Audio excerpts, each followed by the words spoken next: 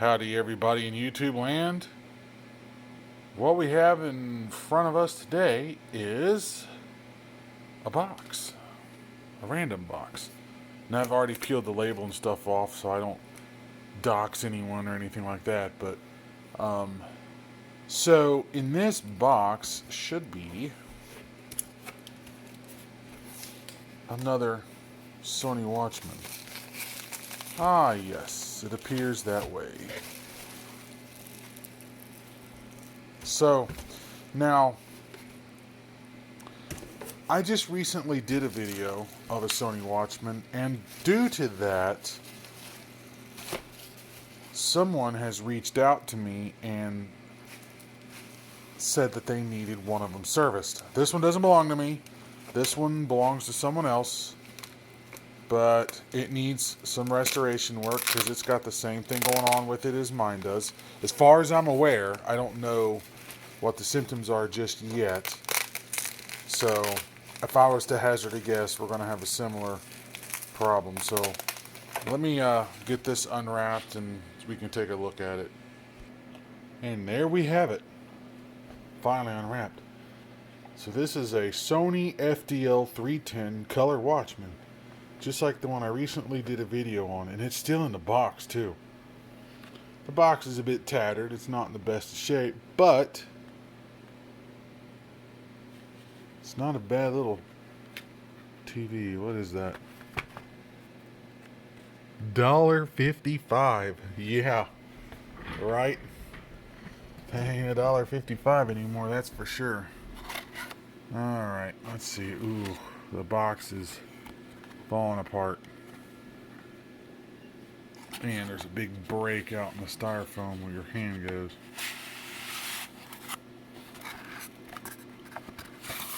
Let's see.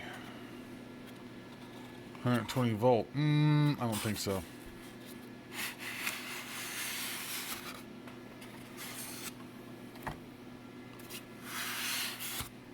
And the styrofoam retaining ring. Oh yeah, that's in remarkable condition. A little bit of light scratching and scuffing, but not bad. So I want to be super careful with this one because it's not mine. But wow. It's in good condition. So let me move this out of the way for now because I don't have a place to put it. So, alright. So let's take a closer look at this unit. The antenna is still intact. Tuning, power switch, brightness, hue, which is the same thing as tint. 24699. That's interesting. And here's why I say that. I'm originally from Hamilton, Ohio, and this is completely random. The IntelliStar 1 system that fed our area was, the way TWC worked is they had a star ID for each and every one of their units so they can address them. The star ID was 24699 for the Hamilton IS1. How ironic is that? Holy crap. Totally random piece of tidbit, but you know, anyways. So you see instruction manual, blah blah blah, VHF. Yeah, everything's in good shape. So let me get a set of batteries and plug this thing in and see what we got going on with it. Battery area is in remarkable condition, so nobody left the batteries in.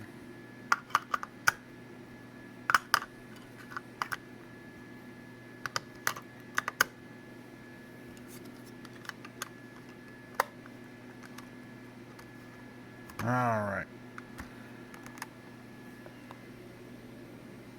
Looks like we got a black screen. No sound.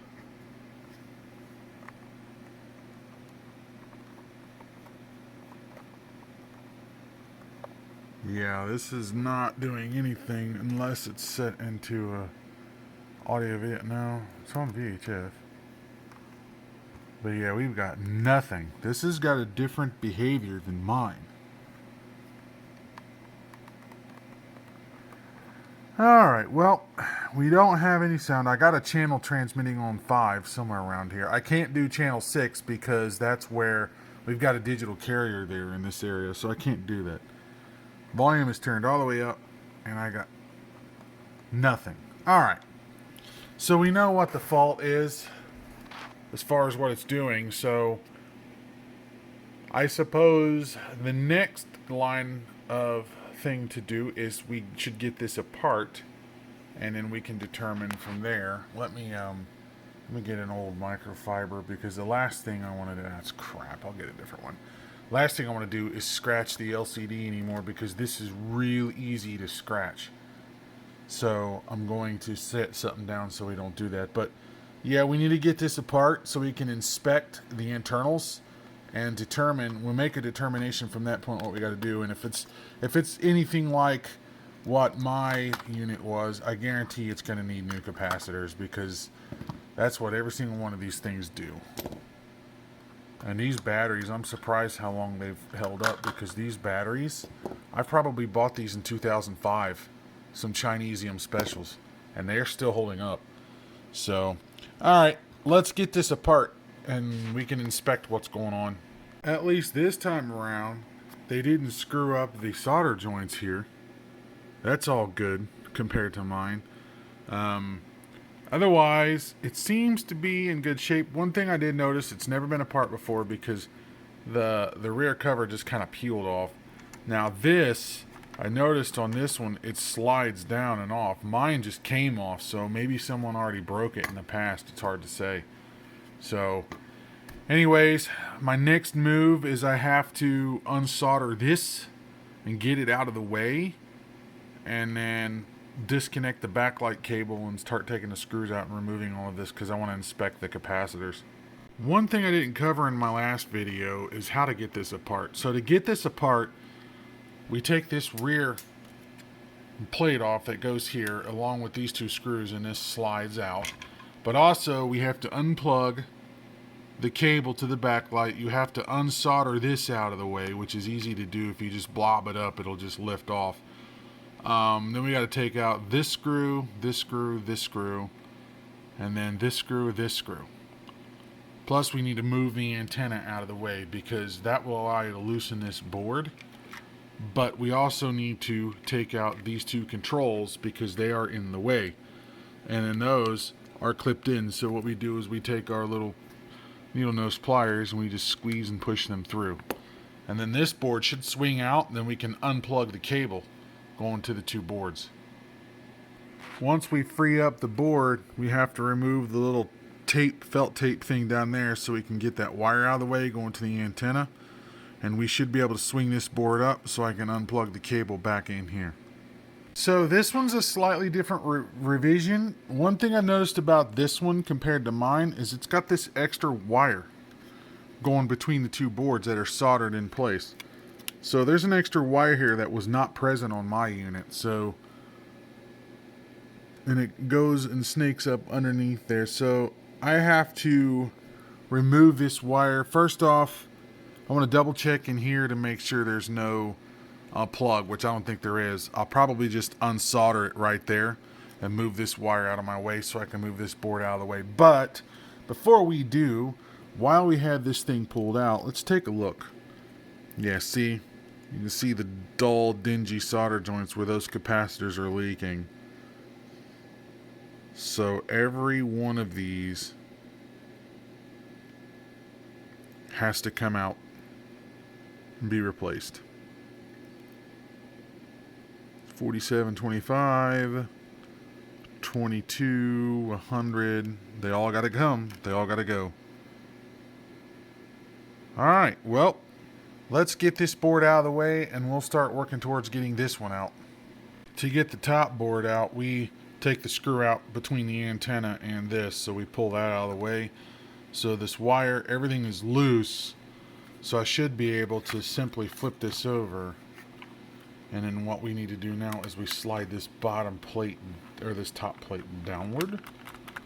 And then it's being held on by something, but we slide this guy downward and we should be able to lift it up. But it's never been apart before, so it's very, very tight. So let me get this loose.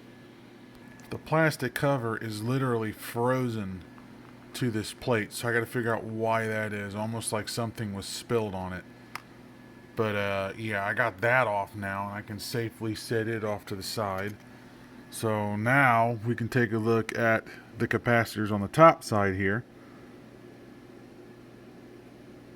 Not terrible, but again, I see some of them in here that are crusty. So they all got to go. Every single one of them. Clean up the board. I did order some of these 50-volt caps. Alright, so yeah, let's get the rest of this apart without breaking this. The next thing we have to do, once we have all that clear, is we have to carefully remove this LCD panel, and it comes out through the front like so. I need both hands to safely do this, but this is how it comes out. That way nothing gets damaged, nothing gets scratched. Now with that out of the way, we can slide the antenna out, set it aside, and at this point it's a little safer to handle. I can get that screw, there's a screw in here, I think there's one under there too, and then this board should come out. Now the dial cord, there's only one screw that needs to come out, and that's this one. Do not take this one out. We don't need to unstring the dial cord. So once you do that one screw, it will simply come out of the way just like that. That's all you need to do. That leaves no other screws in the way. The other thing that has to happen is this lever needs to be moved as well, which sits on top of the power switch. It comes out of there, and then it comes out on this end back here. And then that way we can slide this guy out of the way. So I'm trying to figure out how to get that out without breaking. It's just literally just slides in there. And I might not even have to pull it out. I can just push it out to the side so I can get this board out. And that is it. To remove this board, you simply pull out on this plastic flange a bit and then let the board come out this way. And then once this board comes out this way, it'll pull out because the volume knob is caught right here. Now we safely have the board out, so we can set that off to the side so nothing happens to it. And then we can start paying attention and focusing on this particular board here. Yeah, it's soldered down. That's what I thought. So, alright, well, and the rest of it is pretty much like the last video. We just simply pull all the caps off and we replace them with new ones. That is pretty much it. But then again, there could be another fault here, and I'll pick this video back up if there's another fault. But right now, we're simply going to recap the two boards. Pretty straightforward. And then we'll reassemble and test. As I am disassembling this board, I'm noticing the strong pungent odor of rotten fish. But not only that, look here. There's some major corrosion, cap goo, burnout stuff here, which goes all the way through to the other side, which if we follow that trace comes all the way around to the brightness connection. So that could very well be why we have a black screen. Part of it. But that's pretty nasty. So, yep. Definitely have to be recapped for sure. Luckily the via holes were big enough. I was able to run patch wires through the vias. So I just grabbed some 30 gauge Kynar wire and just ran them right through the vias. So that should take care of that problem. And that's it for this board. This board is done. All the new caps are installed, and I need to put the shield back on. And once we do that, we can move on to this board, which it needs some help as well. Alrighty then, well, let's proceed. Every single one of these so far have just been nasty. One right after another. And there we go. That board is done. Now that cap was a polymer cap, so I just put a solid cap on the back side, but it'll work fine. So this is complete now. I got the 50 volt 10 microfarad cap, which I didn't have on the last one. I had to make something, so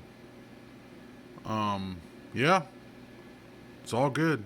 So things good on the back side. Yeah, so the only thing left now is to put this guy back together. So let's start the reassembly process. Watch a video when you can't film your mistakes. That's great. Friggin' switch lever broke right off. So that means I'm going to either try to have to glue that on, or I'm going to have to buy a whole nother unit to replace this guy's one that I just broke. Yep, this thing is EOL before I even got started. I took the switch apart. Took the switch off the board, took it apart, and it's broke. There's literally nothing I can do. That is way too small for me to try to glue back together. I can try, but it's just too small. I mean, look at the size of this. I mean, pick tool in comparison. So, this right here is why I typically do not accept repair work from the general public. I get asked all the time, can I fix this? Can I fix that? This is why I don't do it. Right here. Prime example. I put all this time, effort, and energy into doing this for someone, and then that breaks on me. Unfortunately, I can't find this switch anywhere. I went on eBay to look for another one of these televisions, and I can't find that right now. There's only one on eBay for $100, which is just way too much. So there's nothing I can do about this problem at all. I did talk to the original owner, and he said that it's okay to just wire it up for one of the bands, so that's what we're going to do. We're just going to put this back in there, and we're going to set it for VHF. This is a nylon insert, which there's the stem for it. I tried to glue it. It wouldn't hold. The MEK solution didn't work either because it's a different type of plastic, so there's nothing. There's quite literally nothing I can do. It's a fatal mistake, and that's just, it is what it is. So we're just going to have to roll with VHF only. Reassembly is just reverse of the take apart. Put the LCD back in there. We'll just blow off any dust and crap on the screen. And then slowly rejoin it back together. And that's it for this side, and I just got to flip it over and work on the other side. Everything's back in there now. I just have to move this tape and tape that back down, and then solder the LCD connector back in place. Once I do that, we should be good to go. Alright, well, at this point, before we go any further, let's get some batteries in here and see if it works. See if we've corrected our problem that we had before. Actually, no. I'm getting too far ahead of myself. I gotta put the knobs back in here. So, I turned them all fully counterclockwise. So, that should put me here. Alright, let me get that in there. I need both hands. Alright, that's in there. Power on. Hey, we got sound.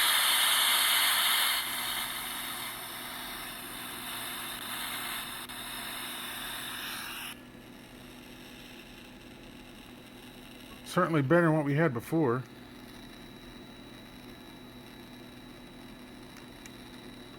See the brightness. Oh yeah, there we go. Hey, what do you know? Don't have any color. That could be because of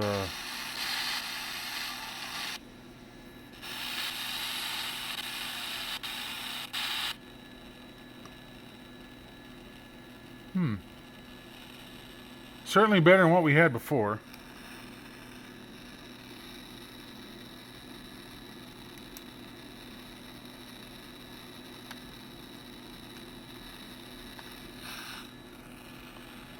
Black and white. Alright, and no sound.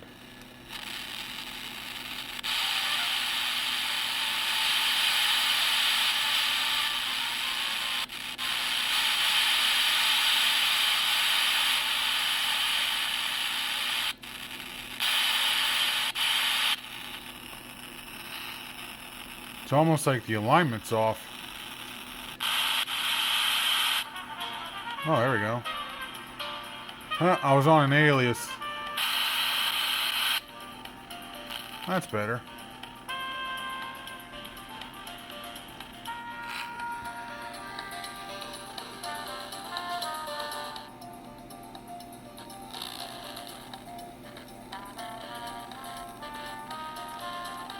Get the hue adjusted right. It's close. That's better.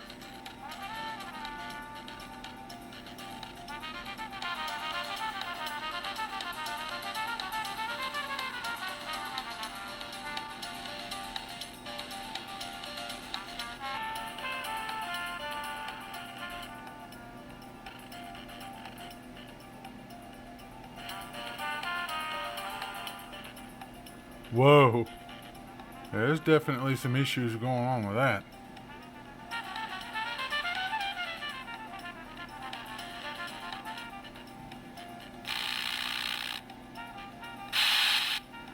Fix that later. Anyways. Alright, seems to be working fine now. Huh. There's some glitches definitely going on with my 4000 data feed. The teletext frames are getting run together.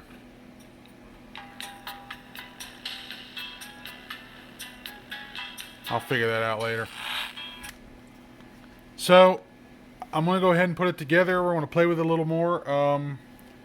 But unfortunately, the band switch is broken.